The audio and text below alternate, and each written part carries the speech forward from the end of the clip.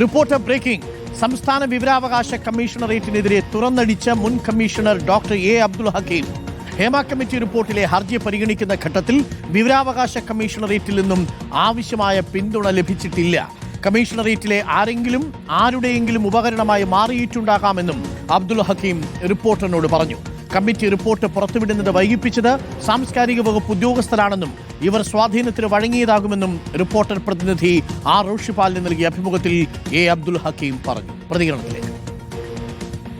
Professional jealous എന്ന് പറയുന്ന സാധനം, പിന്നെ മീഡിയ അറ്റൻഷൻ വലിയ കാര്യമായിരിക്കും.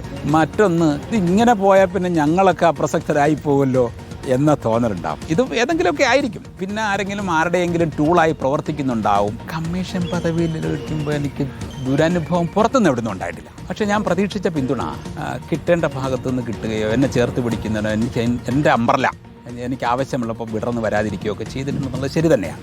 മാധ്യമങ്ങൾ പുലർത്തിയ ആ വിജിലൻസ് ആൾക്കാർ ഇതിനകത്ത് അനാവശ്യമായി ഇടപെടുന്നതിനെ തടഞ്ഞു എന്ന് മാത്രമല്ല, എനിക്ക് വലിയ ഊർജ്ജമാണ് തന്നത്. ലോകം മുഴുവൻ എന്നെ സപ്പോർട്ട് ചെയ്തു.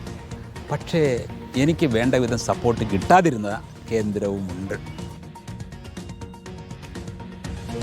വിവരങ്ങളുമായി റോഷിയുണ്ട്. റോഷി, നമ്മളോട് എ അബ്ദുൽ ഹക്കീം മുൻ കമ്മീഷണർ പറയുന്നത് വിവരാവകാശ കമ്മീഷനുള്ളിലും അതേപോലെ ഹേമ കമ്മിറ്റി വിഷയവുമായി ബന്ധപ്പെട്ട് സാംസ്കാരിക വകുപ്പിലെ ചില ഉദ്യോഗസ്ഥരുടെ ഭാഗത്തു നിന്നുമൊക്കെ തനിക്ക് തിക്താനുഭവങ്ങൾ ഉണ്ടായി എന്നാണോ? ഹേമ കമ്മിറ്റി റിപ്പോർട്ട് പുറത്തു വരുന്നതിന് തടസ്സമായി നിന്നത് അക്കാദമിയിലെ തന്നെ, ചലച്ചിത്ര അക്കാദമിയിലെ തന്നെ ചില ഉദ്യോഗസ്ഥരാണ് എന്ന സൂചനയാണോ ഹക്കീം നൽകുന്നത്? Roshipal, good morning. Good morning. മുൻ വിവരാവകാശ commissioner doctor A Abdul Hakeem കൃത്യമായി പറയുന്നുണ്ട്, സംസ്ഥാന വിവരാവകാശ കമ്മീഷണറേറ്റിൽ നിന്നും ഒരു പിന്തുണയും ലഭിച്ചിട്ടില്ല എന്ന്. ഹേമ കമ്മിറ്റി റിപ്പോർട്ടുമായി ബന്ധപ്പെട്ട ഹർജി പരിഗണിക്കുന്ന ഘട്ടത്തിൽ പ്രതീക്ഷിച്ച പിന്തുണ ഓഫീസിനകത്തു നിന്നാണ് ലഭിക്കാതിരുന്നത്. നേരെ മറിച്ച് പൊതുജനങ്ങൾ കൃത്യമായി പിന്തുണച്ചു, മാധ്യമങ്ങൾ പിന്തുണച്ചു. മാധ്യമങ്ങളും ജനങ്ങളും നൽകിയ പിന്തുണയുടെ ഊർജ്ജത്തിലാണ് അങ്ങനെ ഒരു തീരുമാനമെടുക്കാൻ കഴിഞ്ഞത്, പിടിച്ചു നിൽക്കാൻ കഴിഞ്ഞത് എന്ന് തന്നെയാണ് അബ്ദുൽ ഹക്കീം പറയുന്നത്. മാത്രവുമല്ല, സാംസ്കാരിക വകുപ്പിലെ ഉദ്യോഗസ്ഥർ, കസ്റ്റോഡിയനായ ഉദ്യോഗസ്ഥർ ഉൾപ്പെടെ ഈ റിപ്പോർട്ട് പുറത്തു വരുന്നത് വൈകിപ്പിക്കാനുള്ള നീക്കം നടത്തി. അതിന് പിന്നിൽ ചില സ്വാധീനങ്ങൾ ഉണ്ടായിട്ടുണ്ടാകാം. മാത്രവുമല്ല, അത് രാഷ്ട്രീയമായി ചില നീക്കങ്ങൾ നടന്നിട്ടുണ്ടോ എന്ന് പോലും സംശയിക്കേണ്ടി വരും എന്നാണ് അബ്ദുൽ ഹക്കീം പറയുന്നത്.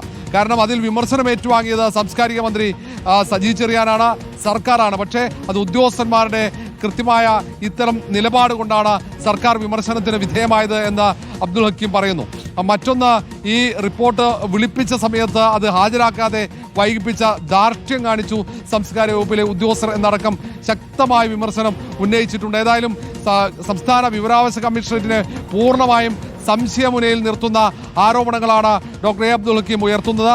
കാരണം ഏറ്റവും പ്രധാനപ്പെട്ട ഈ ഹേമ കമ്മിറ്റി റിപ്പോർട്ടുമായി ബന്ധപ്പെട്ട ഹർജി പരിഗണിക്കുമ്പോൾ വലിയ രീതിയിൽ സ്വാധീനത്തിന് കമ്മീഷണറേറ്റിലെ ചില കമ്മീഷണർമാർ വഴങ്ങിയിട്ടുണ്ടോ, ആ സ്വാധീനത്തിൽ പെട്ടുപോയിട്ടുണ്ടോ എന്നടക്കമുള്ള സംശയങ്ങൾ അദ്ദേഹം ഉയർത്തുന്നുമുണ്ട്.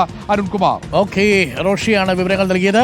വിവരാവകാശ കമ്മീഷണർ അബ്ദുൽ ഹക്കീമാണ് ഇപ്പോൾ പറഞ്ഞത് താൻ പ്രവർത്തിക്കുന്ന സമയത്ത് വേണ്ടത്ര പിന്തുണ കിട്ടിയിട്ടില്ല എന്നുള്ളത്.